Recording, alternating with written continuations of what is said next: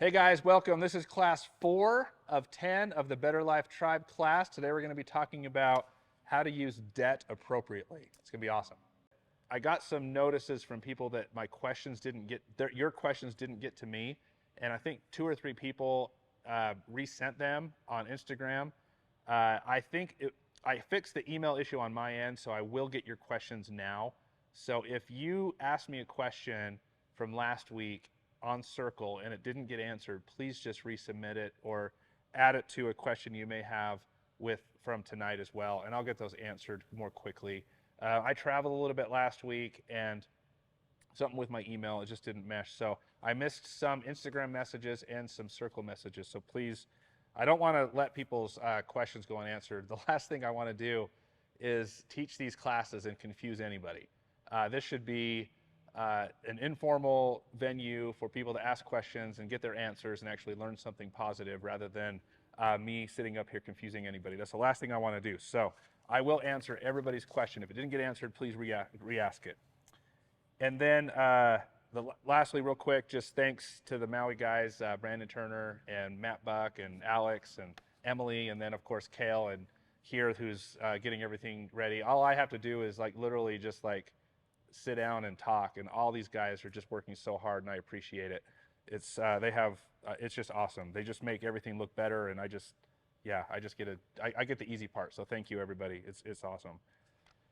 So when we talk about real estate, debt is always the forefront, because without leveraging other people's money to buy real estate, your ROI is greatly affected. We all know that. So obviously the more of your own cash you're using, the less property you can buy. And I'm talking to the average person. I'm not talking about, people that just have influx of cash. I'm talking about all of us. The more cash that we use on a specific deal, the less deals we can buy, obviously, and the less our return on that cash is, because $100,000 that produces $100 of cash flow is a terrible ROI, but $10,000, producing $1,200 a year, it's a little bit better. So we want to make sure that we understand all the debt tools that are out there, because I talk about debt a lot on Instagram, and then the last 3 weeks, and the difference in my perception on personal debt and business debt, and the controversy that I always cause when I specifically talk about personal debt. I'm going to bring it up again quite a bit tonight because it is a great strategy.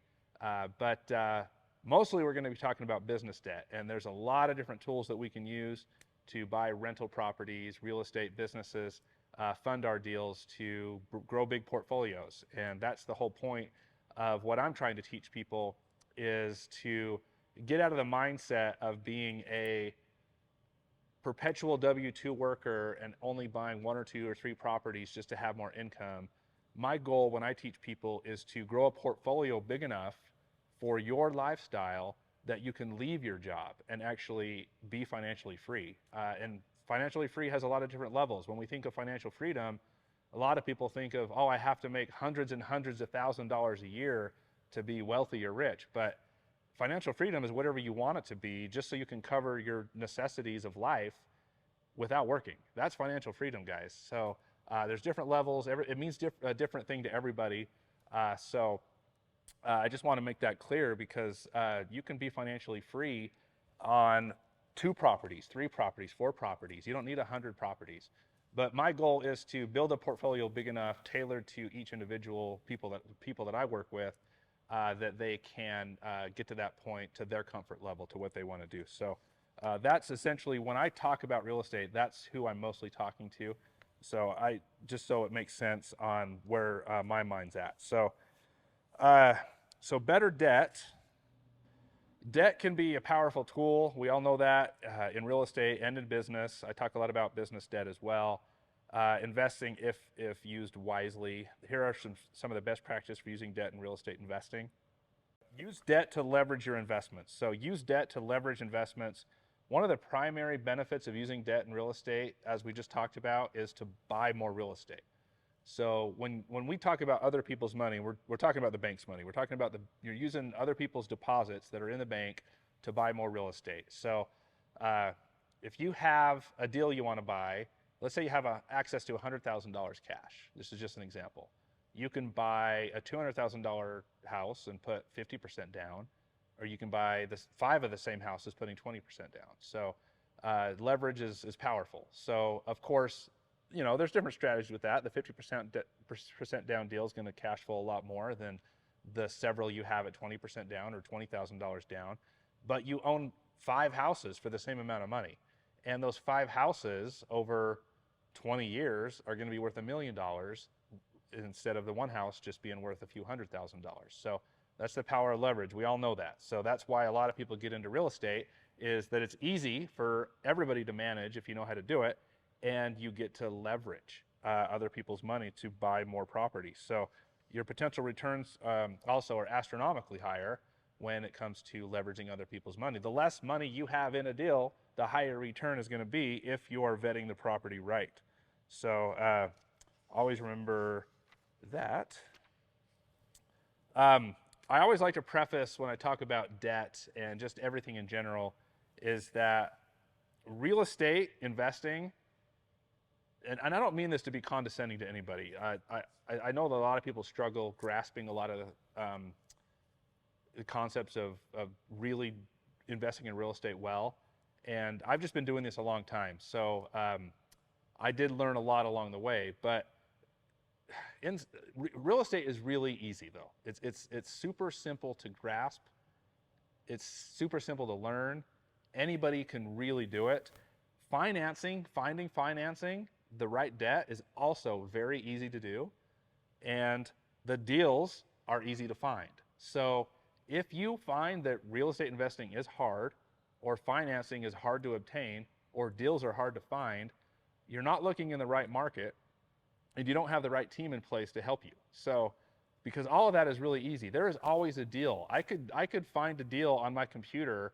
We could do a whole class on, I could open up a laptop and I could find a deal and get financing and get it rolling within the hour that we have a class. That's how easy it is to find a deal. That's how easy it is to get a deal financed. The problem that most people run into, and it does relate to not having the right team in place, is the individual mindset. They don't have the tools in their mind to fundamentally shift their thinking to just go all in with it. So I'll give you an example. I have, and a lot of people listening might be able to relate, or they know people that are like this. So friends and family that I have that I've known obviously my whole life for years, and they want to get into real estate investing, and they've been talking to me about getting into real estate investing forever, and they still have not bought a piece of property. And it's not because it's hard to find the property. It's not because it's hard to find the deal. It's not, they have money, they can find the financing.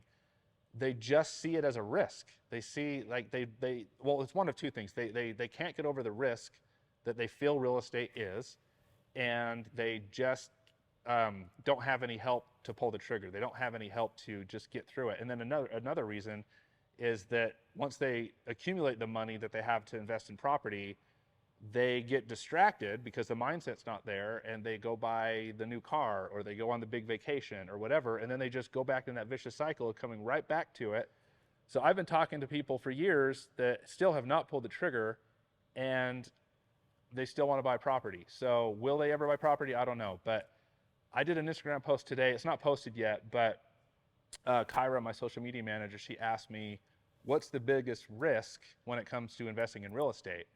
Actually, do not think that real estate investing is risky at all, especially if you do it the way that I do it and that my team does it. It's not, there's no risk. I never feel risk. I never feel stress. I sleep well at night. So I kind of switched the question around because I automatically thought of what really is risky in regards to real estate investing, and that's not buying real estate at all. That's the biggest risk. I don't care if rates are 10% or 12%. The biggest risk that you're faced with if you want to invest is not buying real estate. It's just crazy. You can control a $100,000 asset, for example. I'm just using $100,000 as an easy number.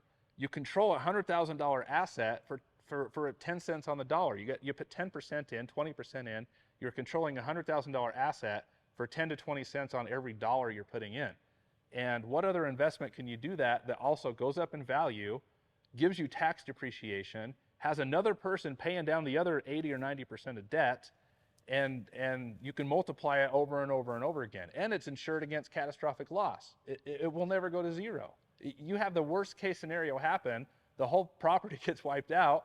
Unlike a stock where the business can go under and it can go to zero, your property's insured. You get your money anyway. So not investing in real estate to me is insane. So I kind of spun that around on her, and it caught her off guard. But that's kind of where I see real estate. But back to debt. I'll get off the soapbox, but we're going to talk about all the different types of debt. There's a lot of different types of debt. And it's all pretty good debt. So, and if you have questions as we go, or if I'm going too fast again, I am monitoring this, so let me know. There are very many different types of real estate debt tools that investors and developers use to finance their projects or grow their portfolios, and here are some of the most common types. So this is not an all-inclusive list. This is just the most common types that either I have personally dealt with, or my partners have dealt with, or my clients, or the people that I fund money to have dealt with. So the first is just your traditional mortgage. That one's easy. Mortgage is a long-term loan secured by real estate. So this is the most common type of debt. This typically involves monthly payments that include principal and interest, and most of the time it includes the full escrow. So you'll have taxes and insurance payments that are paid monthly as well. This is generally a W-2 heavy regulated underwriting process. So most of the people that get a traditional mortgage are employed people with W-2 jobs. That's the easiest route to do it. Obviously, you can get that with being self-employed, but your debt-to-income ratio is usually pretty critical with a traditional mortgage. They're going to look at all that. They're going to look at your personal debt. They're going to look at your expenses. They're going to get that ratio together, and they're going to do the whole Dave Ramsey percentage thing and make sure that you can afford it. These are debts that are usually in your own name, rather than in an entity, a legal entity. However, you can get legal entity mortgages that are longer term and better amortization, for example, better rates. But generally, a lot of people buy these in their own name. That's an issue for another day. I don't highly recommend that, but I do understand that it's okay sometimes to get that cash flow if you're new starting out. It's worth the risk. Like I said, let me just... I get questions on this, so before I move on, I'm just going to explain this because I get a lot of the legal questions. In regards to what I said before on the biggest risk is not buying real estate at all, just sitting on the sidelines forever and not buying real estate, it's less of a risk to buy some real estate in your own name and risk litigation in your own name than to not buy real estate at all. So the best case scenario is to buy real estate in an entity, but if you have to buy it in your own name and you need that amortization to get the cash flow, it's absolutely less risky to do that than to not buy the real estate at all. So I want to clear that up because I get a lot of questions, because being a lawyer, a lot of people think that I have that absolute rule where I only buy real estate in an entity, which for the most part is true, but I have owned it in my own name before. That was way before when I was starting. But I do counsel people that if it's one or the other, no real estate or real estate, definitely buy it in your own name and just buy it right. You just got to be a little more strategic with a property that's going to be less prone to litigation down the road. So hit me up about that, because that's one of my biggest questions that I get asked, because people get so confused about an LLC or a trust or a partnership or whatever, or just buying it in your own name and all the different things that can go with it. It's actually pretty simple. So I can happily discuss that with anybody that has questions about that. A home equity loan is another really good piece of debt, a debt tool. A home equity loan allows property owners to borrow funds against your own home's equity as the home being collateral. This type of loan is calculated based on the difference between the property's value and the outstanding mortgage balance. So essentially what you do is you own a property, whether it's your primary residence or any rental property you have. You start usually with an 80% loan to value. I explained loan to value last week. That's the appraisal amount and then your loan. Usually it's 80% because the bank wants you to have that skin in the game, that money in. And let's say you own it for several years and you pay that down by a couple $100,000, and you want to tap into that equity. You want to pull some of that money out to do something with it. So you go back to the bank, they appraise it or do a desk appraisal or a broker's opinion or whatever. They get a new value. And then your debt is less because you've been paying it down. Let's say it's $300,000. they'll give you that $300,000 that you can use however you want. And it's debt, so you're not taxed on it. So they give you $300,000 that's tax-free because it's debt, and then you go and you can invest in real estate. So this is a fantastic way to grow a portfolio. Now, I always talk about, like, I am on that other side where I do not like personal debt. I think it's better that you just, the best case scenario, but I know most people can't do this, is to actually pay off your house completely and just have no personal debt and still build a portfolio on the other side. I know that is tough, and that's not for everybody, but I'll get more into that later on why I do that, because it's definitely a controversial topic. Most big investors, if you had 100 investors in this room right now, I would probably be the 1% that has a paid off mortgage. The rest of, well, two, my partner who's upstairs right now, he also has he does the same approach I do. He also has paid off all of his personal debt. We're the same in that regards. And the funny thing is he's the only other person that I know out of all my investor friends that's truly financially free. So it works. It's the best strategy ever. It's the Robert Kiyosaki strategy, and in reverse, basically, because he takes debt on everything.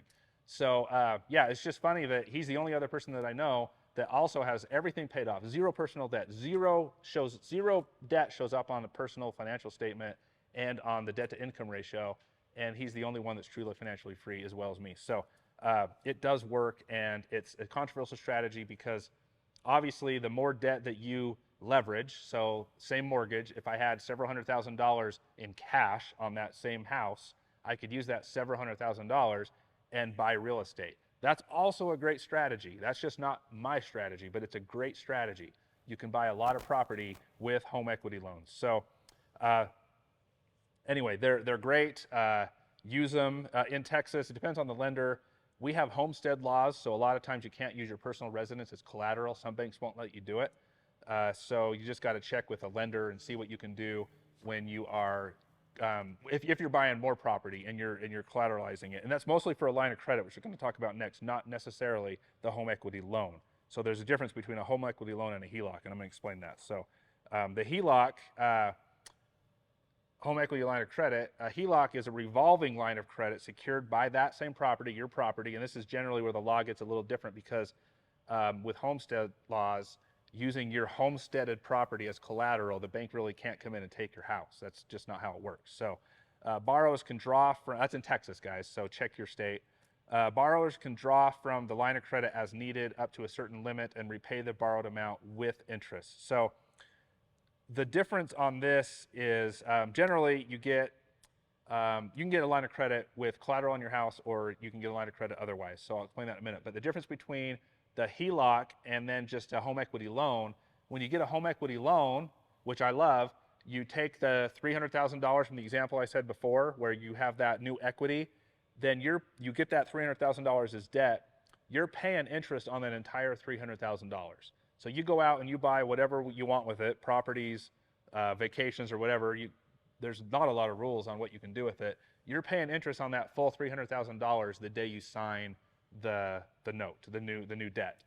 The home equity line of credit, it's basically the same thing. You have the $300,000, but the $300,000 is held at the bank. So you haven't withdrawn that money yet. It's not, you haven't closed on a loan. You've closed on the line of credit, but you haven't taken the money. So let's say you buy a house that requires $50,000 down. You could draw $50,000 out of that $300,000, and then you're only paying interest on that $50,000.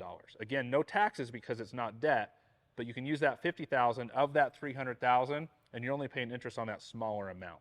So line of credits are great because it just sits there, and you're not paying any interest on it until you actually use it, as opposed to the full interest of the $300,000. And with interest rates on these being higher, I've seen them as low as 7, but as high as 10. If you are strategic and you can't find your deals as you go, and you need several months to find all the deals that you want, you can get the line of credit, let it sit there, not pay interest, and just draw as you need it as you find the deal. So that's the smarter way to do it, so you're not paying an unnecessary 10% interest every month. So definitely look into those. I like the home equity lines of credit. I like the home equity loans for investors that really want to blow up and build a portfolio, but my recommendation is also to try to chip away that personal debt. Business debt, use it, leverage it. I've got lots of it. I love it.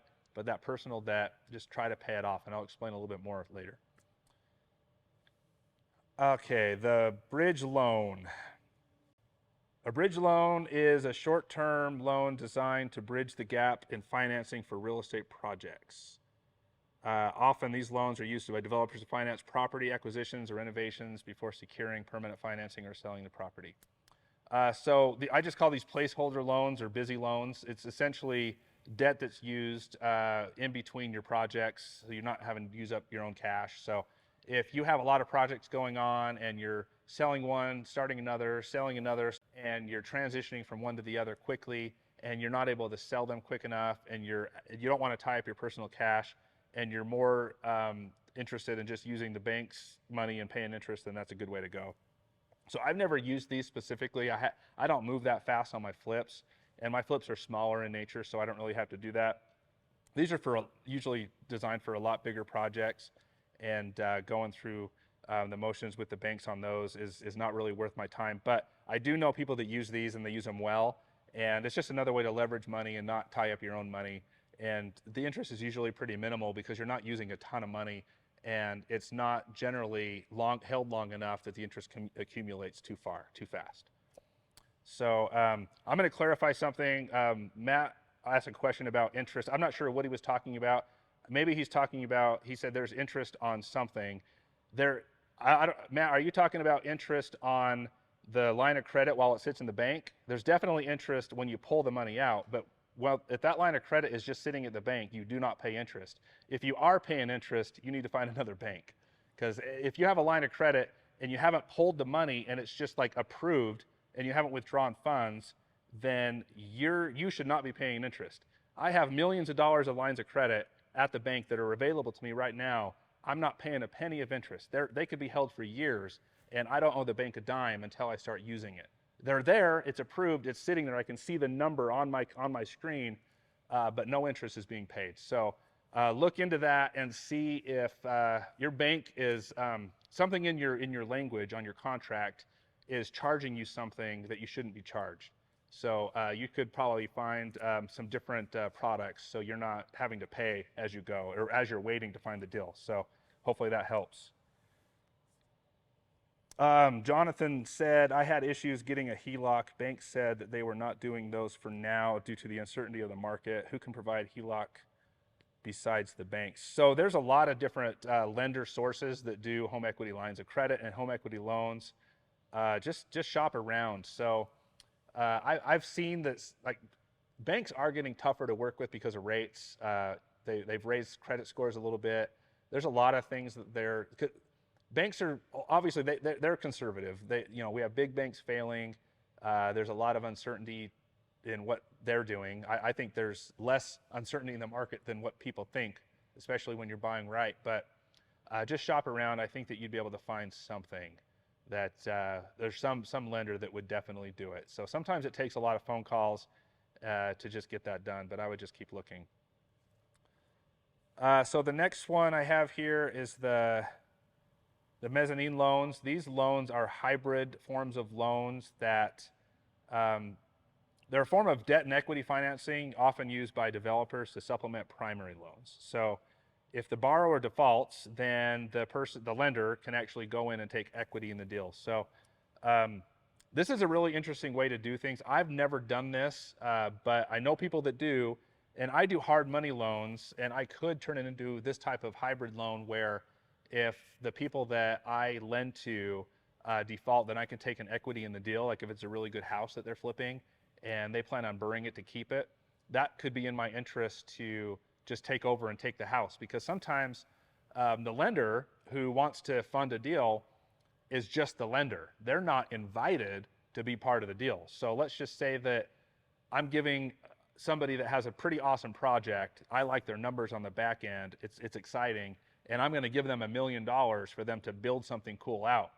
But they want all of the deal. They just want me to be the lending partner, and I'm not invited into the deal. So to get my $1 million, what I could do is just contract with them, be like, okay, if you default on this, I'm going to take your project away from you.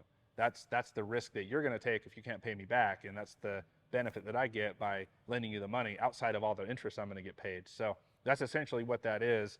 And I've seen it used. I haven't used it. I've thought I should probably start using some of that on some of my private money that I do, the lending that I do, on some of the better houses that they keep. Just to, I mean, the thing that's great about, I mean, you can always sue them and just take the property anyway. That's what I think. But I mean, this is just an easier way. It's a mechanism to just go right into having the equity share. So a little bit easier. But okay. I'm just checking the question boards before I go on. So make sure I'm clear with everybody on all this. So hard money loans, this is one of the most popular, especially right now, hard money and private money. We're going to talk about private money in a minute. They're basically the same to some extent. But hard money loans are increasingly popular because there's so many people wanting to get into real estate, and a lot of young guys or young investors are trying to get into real estate or want to get into real estate because they truly see the value in real estate investing, and they see it as a higher value than either college or getting a job or whatever, and they're not wrong.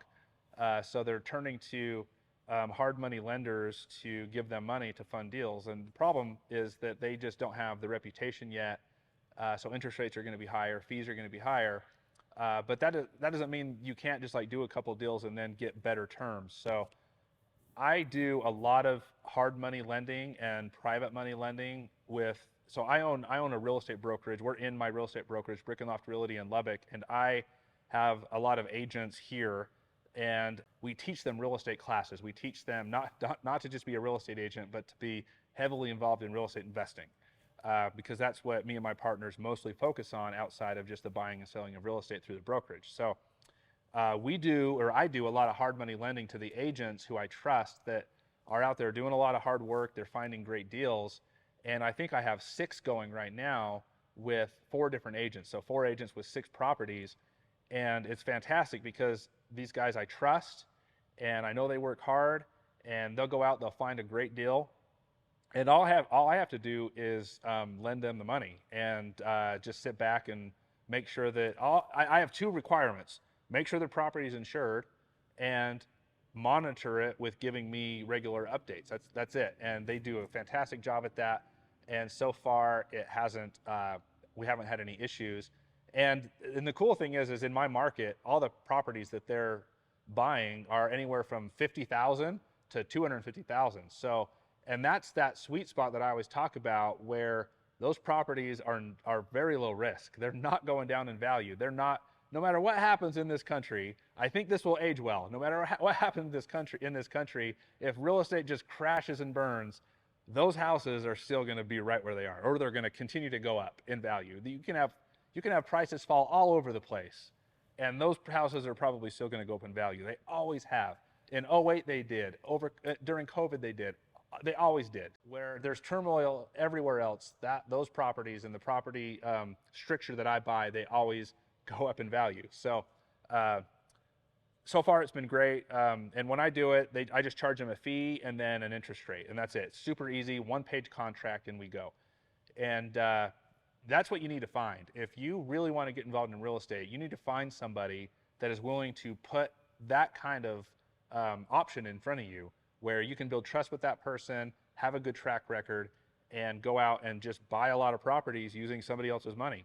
And it's fantastic for the lender because, like, I sit back and do nothing and get paid, and it's great for the younger investor, the investor that just doesn't have any capital, that they can make $20, $30, $40, $50,000 on all these deals, and they can use that money when they flip it or keep it or whatever, and just grow a portfolio, not using any of their own money. They're paying a higher interest rate and they're paying me a fee, but they're getting into the game way easy and without a lot of restrictions, and it's been fantastic. So there are so many people with liquidity that are willing to do this for you. You just have to find those people, and this is a fantastic way to get involved in real estate. You just need to find the right market, because you don't want to do that.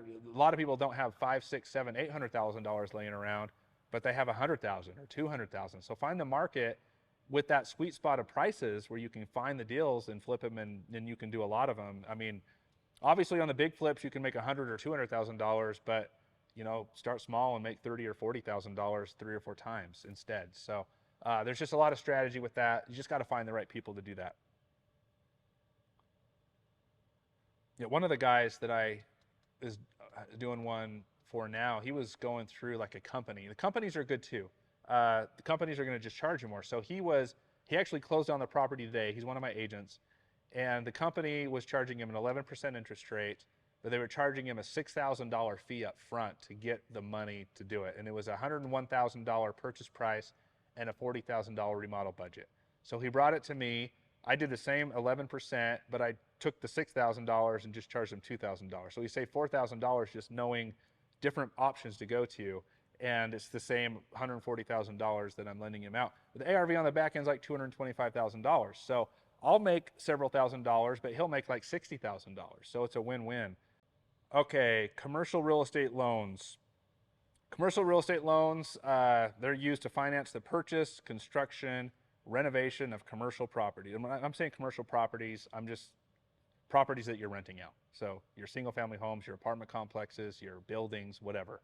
So it's just difference between a mortgage and usually just like a property that somebody's living in, an investment property. So these are similar to a mortgage. They're just looked at differently for underwriting purposes for the most part. They're usually bought in an entity, but not always. They don't have to be bought in an entity. You can buy them in your own name. You can deed them to your entity later, or vice versa. It's not a big deal, but most of the time these are bought in some sort of legal entity. The banks like the legal entity, at least the ones that I work with. And then the terms are usually worse than your traditional mortgage, most of the time, not always. Your amortization schedules are usually a little bit shorter. Like on a traditional mortgage, you could usually easily spread that out to 30 years. Traditionally on a commercial note, you're looking at 15, 20, 25 years max, but there are options now where you can get these for 30 years and in your own name. Interest rates usually a little bit higher than a traditional mortgage, but not always. So you just have to shop around, and again, it's just all about the relationships with the different banks that you come in contact with. W-2s are usually not as important on commercial loans, if not at all. Like I haven't had a W-2 a W-2 job for 6 years now, and I still buy property every week. I've just bought 2 more new construction houses that I've been talking about the last 4 weeks. I just put 2 more under contract.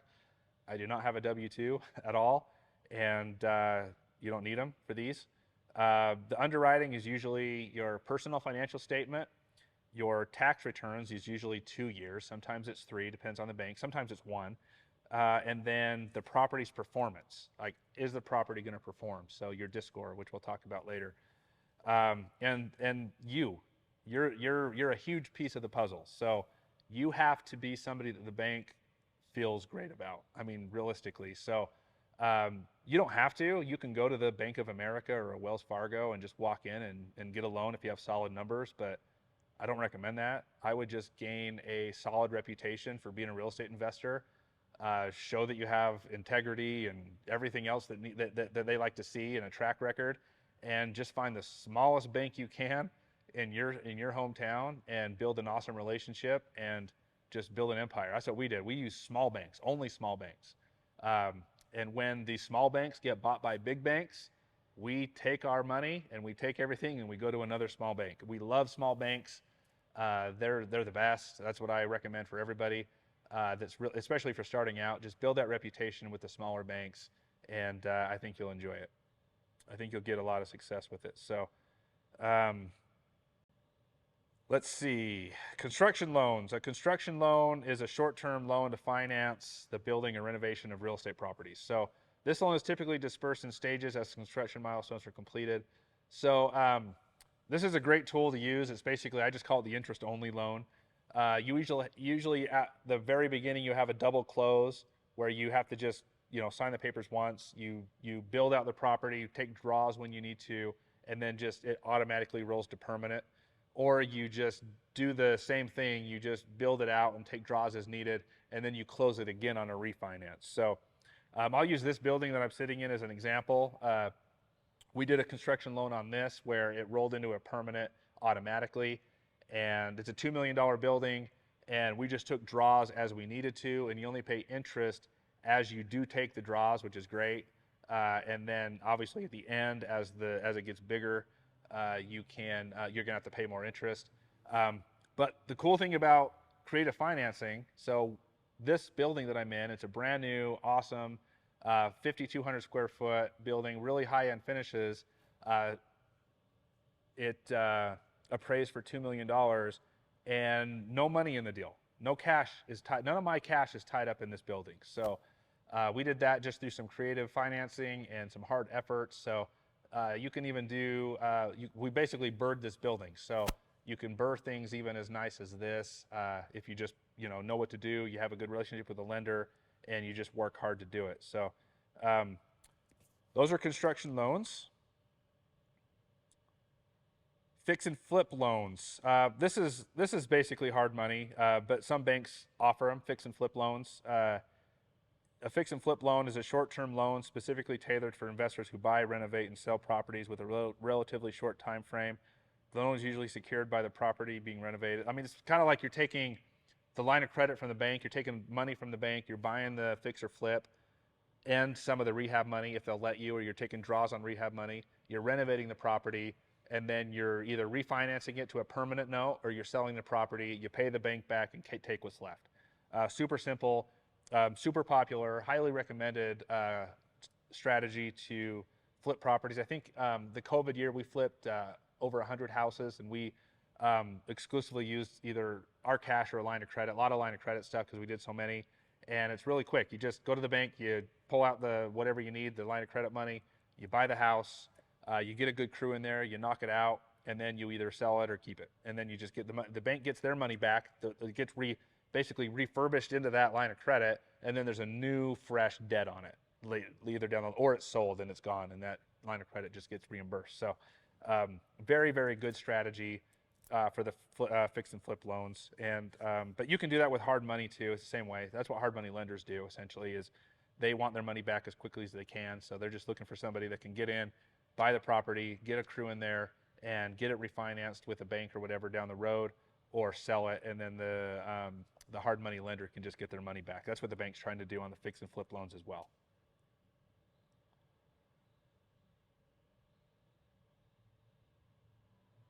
Okay, Jonathan asks, can you buy property for 50% conventional and 50% owner financing? Banks aren't probably going to like it, but you can. So they're going to ask where you're going to get, not always, but the banks are going to ask where the money's coming from. You're basically going to have two loans on it, but yes, people will do this. You're going to be very leveraged though. So it's got to be a screaming deal, most likely, given that the private money rates are going to be really high and your other rates are going to be high. You're probably, I don't know, you got to find a super good deal, Jonathan, to get the cash flow there to make it worthwhile. But remember, I'm not just a cash flow investor. Most of my money and wealth has been created without cash flow. So I'm on board with a strategy like this if it works and you have some reserves to feed it, because if you have issues and it's really tight, it will bleed and you'll have to feed it. So just be careful with that, is my recommendation.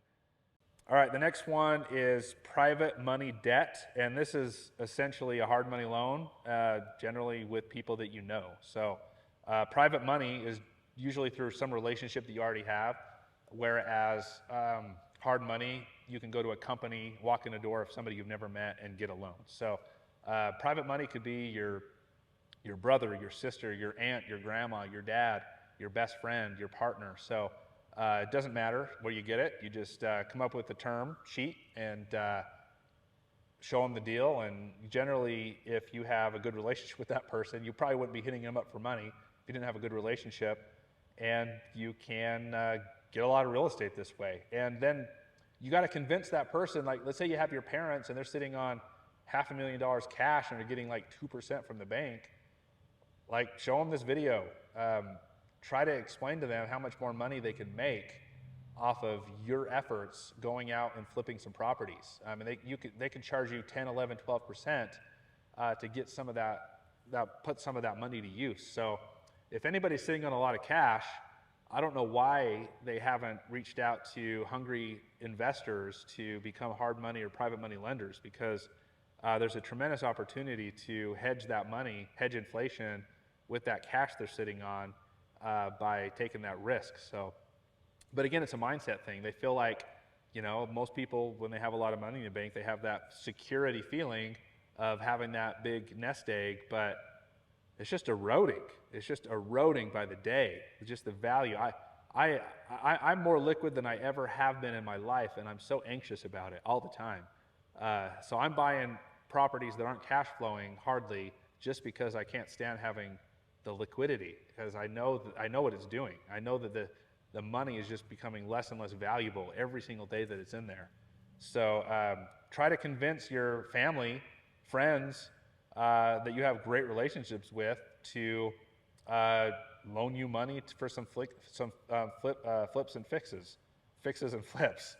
It's a tongue twister for me, but and tell them to charge you 10, 11% and have them make a lot of money. So it's a really good tool for people that are just sitting on cash, because that's not a good idea. All right, we're getting short on time, but I'm going to go quickly. I'm going to spend a little bit on Discord, and then we're going to kind of go quick, because the rest of it's a lot of this is really easy. I know I'm telling people a lot of things they already know, but I'm sure there's a good portion of people that are learning something, so I appreciate that. So a DSCR loan, Discord loan, or debt service coverage ratio loan refers to a loan where the lender assesses the borrower's ability to repay based on their debt service coverage ratio. It's basically a score. This ratio is a financial metric that compares the borrower's net operating income, the NOI, we talked about that last week, and their total debt service, the sum of principal, interest, taxes, and other debt-related expenses. So you basically take the NOI, the net operating income, and you divide it by the total debt service. So you're going to get a number, and the higher the number indicates that the borrower has a strong cash flow and is more likely to meet all the obligations of that debt. And obviously, the lower the number, then that's where you're going to see that 50% down possibly come up that Jonathan was talking about. So if it's not performing and the DISC score is low, then you're going to probably have to put more down. So traditionally, a 1.25 is what banks really, really like to see. They're in love with that number, that 1.25 DISC score ratio number. So if you're lower than that, closer to 1, in between 1 and 1.25, you're going to have to put more money down, most likely, because that's just going to lower the debt obligation, which will increase the number up closer to 1.25. So that's what they really like to see. I don't really love the ratio. I think 1.25, obviously 1.25 is pretty safe. That's why banks love it. But it's tougher with rates, and especially if you want the ROI to be higher, your return on investment to be higher, you don't want to put much more than 15, 20% down. So if you're at a 1% DISC score and you're only putting 15, 20% down, and you have the reserves to feed it if necessary and just whatever, I'm okay with that. You got to find a lender that's okay with that, and what's going to solve that problem and overcome that is the personal financial statement, your tax returns, your W-2 job. It's just some other things that's going to make them more comfortable rather than just relying solely on the DISC score. But if it's all about the DISC score, then 1.25 is what banks are going to really fall in love with, or higher. I haven't seen anything higher for a long time, but that's what I would go with. I don't love that just because there's so many elements. It's just not that. You got to think about it. So a bank is going to take a DISC score off of one point in time. So you can have a house that's a 1.25. Let's say there's a $1,500 rent amount that makes the DISC score 1.25. But that tenant could move out, and then the market may shift, and you might get $1,200 in rent the next month or the next year. And it's just like, there's not a whole lot. It's just one point in time. That's why I don't like it as much, because you can always work hard on the property to increase the rent. It definitely usually doesn't lower, but sometimes it does. So not a huge fan of those. I like adding more elements to it.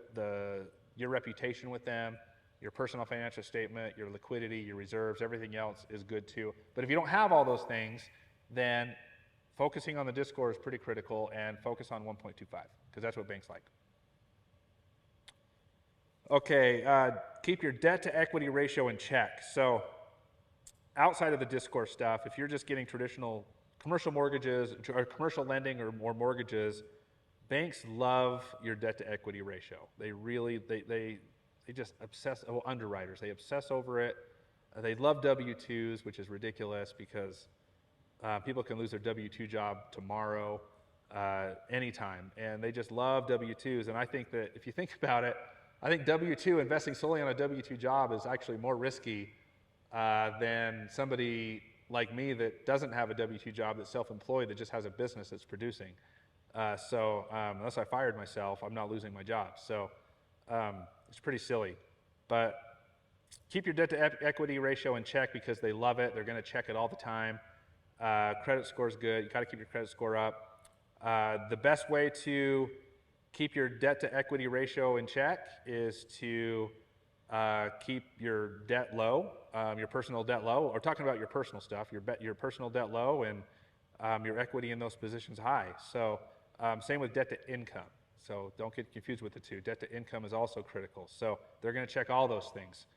Keep low debt, high income, and low debt, high equity, and you're going to be in a really good position. Banks are going to love that. They're going to love you, and you're going to be able to get any funding you want if you do it right. So commercial properties. The good thing I'm shifting over to debt to income and what they look at like on a credit score.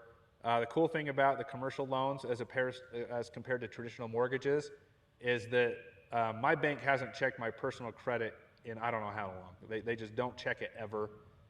They just check to make sure that I have a good financial statement, tax returns. So my debt to income doesn't even matter anymore to them.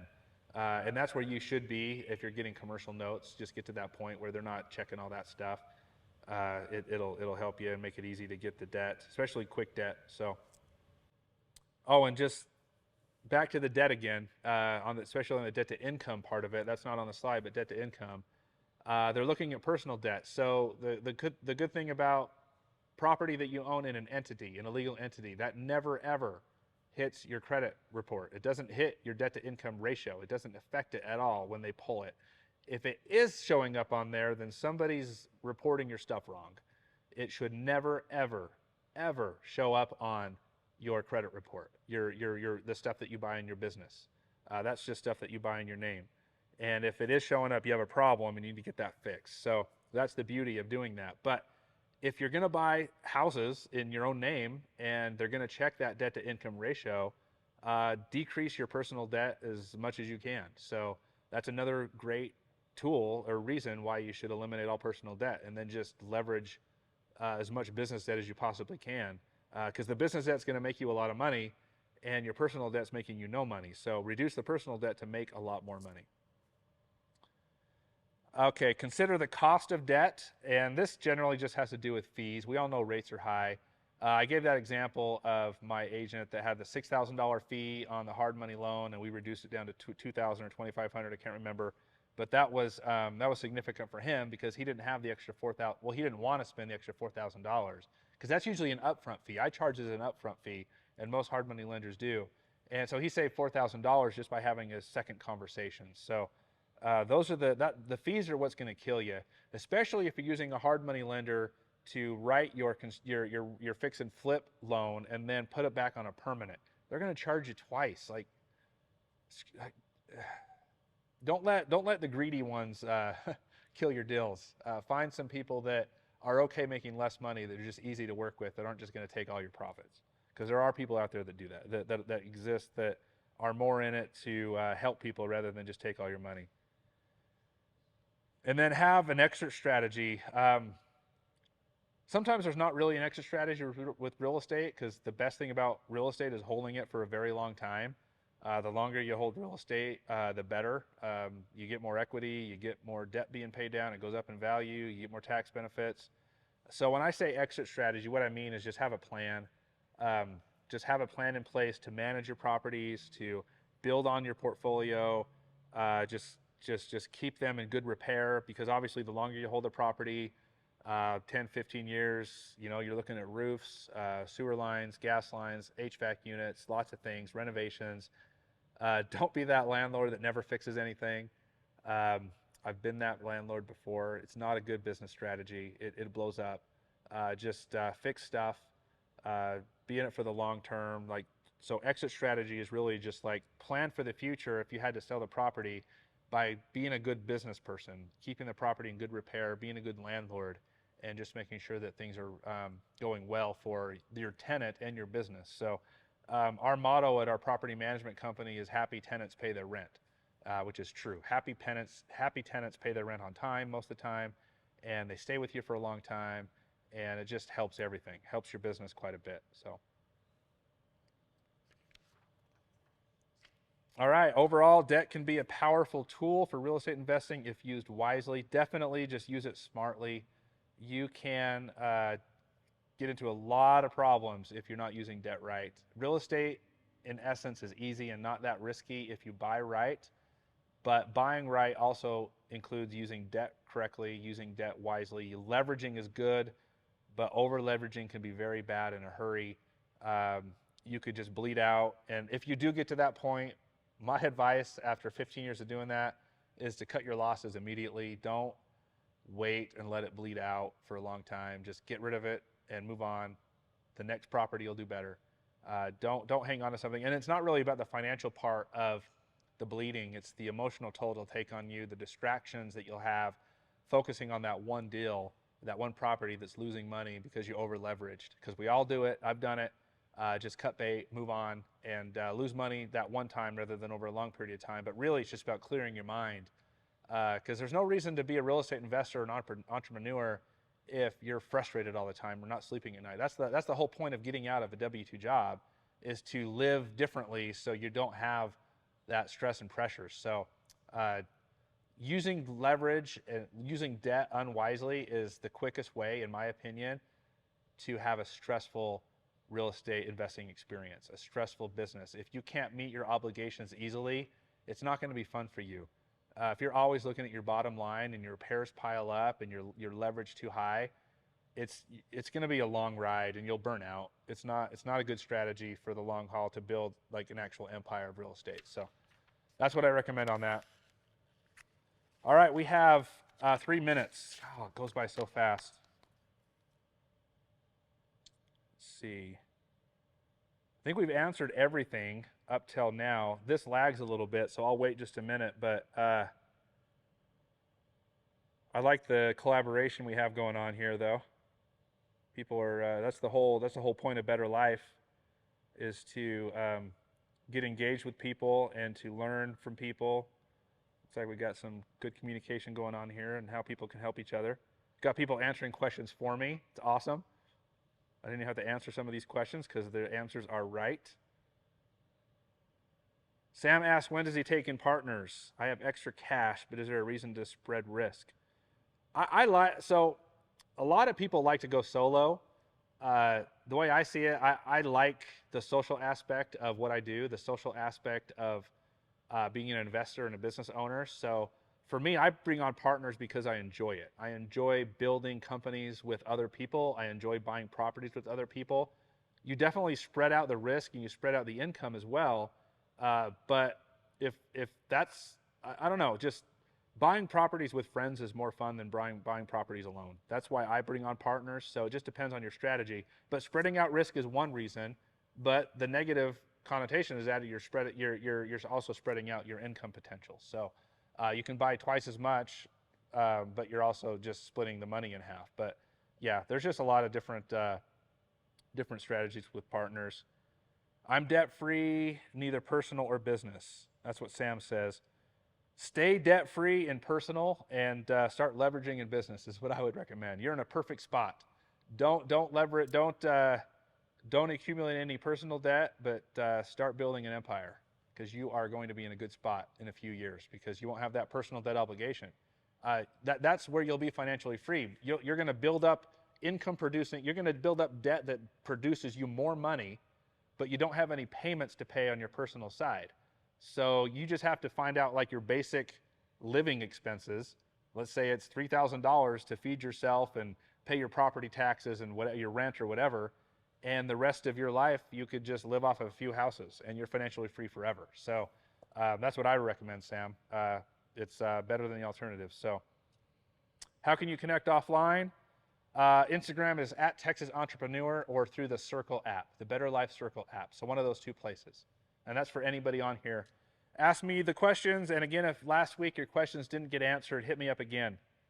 And I'll be available to answer them. But since I have people here working, I'm gonna do that hard stop at 7, but definitely reach out to me and we'll let these guys go home. So because you've got to break this all down. So anyway, thanks guys, appreciate it.